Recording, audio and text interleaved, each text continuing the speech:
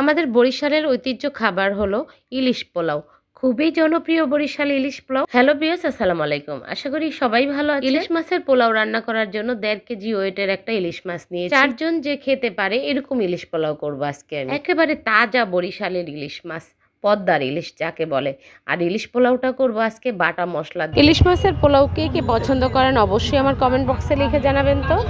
আমাদের বাসায় যেরকম ইলিশ মাছটা পছন্দ করি আমরা, এরকম ইলিশ মাছের পোলাও পছন্দ করি, ইলিশ ভাপা পছন্দ করি, ইলিশ মাছের কোপ্তা পছন্দ করি।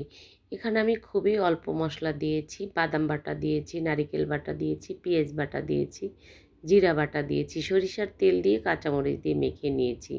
পোলাও রান্না করার জন্য এই মাছটা আমি আগে রান্না করে নিচ্ছি। খুব সহজ করে দেখানোর চেষ্টা করব ইলিশ পোলাওটা।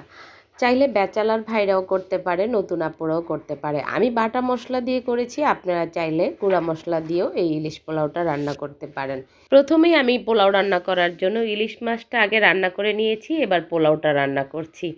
আপনারা হয়তো লক্ষ্য করেছেন পোলাওতে 1 টুকরা দারচিনি আর 1টা এলাচ দিয়েছি। আমি ইলিশ পোলাওতে আদা বাটা, রসুন বাটা, গরম মশলা ব্যবহার করব না। টেস্টের জন্য আমি 2 আইটেমের কিশমিশ আর বাদাম দিয়েছি, কাঁচামরিচ দিয়েছি। পরবর্তী ভিডিওতে খাবারটা অবশ্যই শেয়ার করব।